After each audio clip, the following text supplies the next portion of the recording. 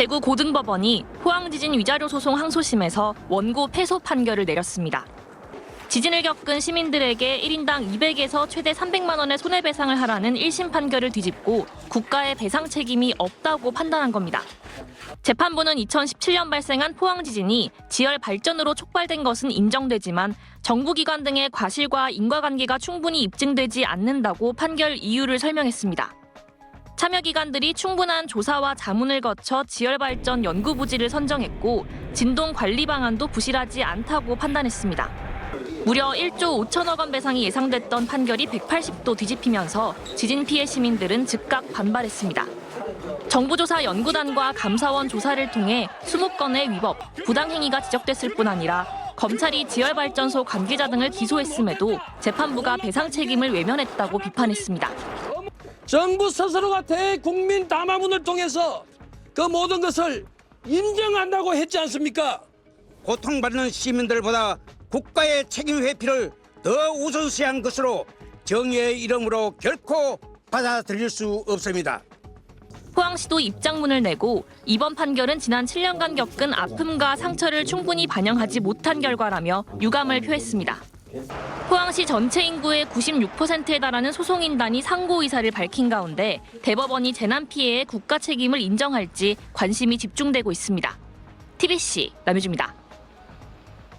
규모 5.4로 관측사상 역대 두 번째로 컸던 포항 지진은 포항시 흥해읍에 있던 지열발전소의 지열발전이 촉발한 걸로 결론났습니다. 대한지질학회를 중심으로 구성된 정부조사연구단은 오늘 서울프레스센터에서 기자회견을 열고 이 같은 내용을 발표했습니다. 지하 4km 이상 깊이의 2개의 구멍을 뚫어 차가운 물을 땅속으로 집어넣으면 지열 때문에 물이 끓어오르는데 그 증기를 다른 구멍으로 뽑아내 발전기를 돌리는 것이 지열발전의 원리입니다. 그런데 고압의 물이 많이 주입되면서 땅의 압력을 변화시켰다는 겁니다. 정부 연구단은 이 과정에서 기존에 알려지지 않은 단층대가 활성화되면서 지진을 촉발시켰다고 설명했습니다. 높은 압력으로 주입한 물에 의해 확산된 공급압이 포항지진 단층면상에서 남서 방향으로 깊어지는 심도의 미소 지진들을 순차적으로 유발시켰다. 산업통상자원부는 지진 원인 조사를 위해 지난해 3월 국내의 전문가로 조사연구단을 구성해 1년 동안 정밀 조사를 진행해 왔습니다. 포항 지진에 대한 정부 공식 결과가 발표됨에 따라 포항 시민이 국가를 상대로 낸 정신적 피해에 대한 손해배상 소송도 영향을 받을 것으로 보입니다. SBS 소환욱입니다. 지난 2017년 11월 발생한 포항 지진과 관련된 손해배상 소송에서 포항 시민들이 승소해 1인당 200~300만 원의 위자료를 받게 됐습니다.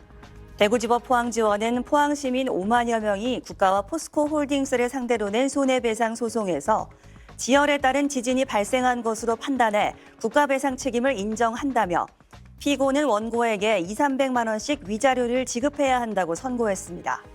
이에 따라 2017년 11월 규모 5.4의 지진과 2018년 2월 규모 4.6의 여진을 모두 겪은 시민에게는 300만 원, 한 번만 겪으면 200만 원이 지급될 것으로 보입니다.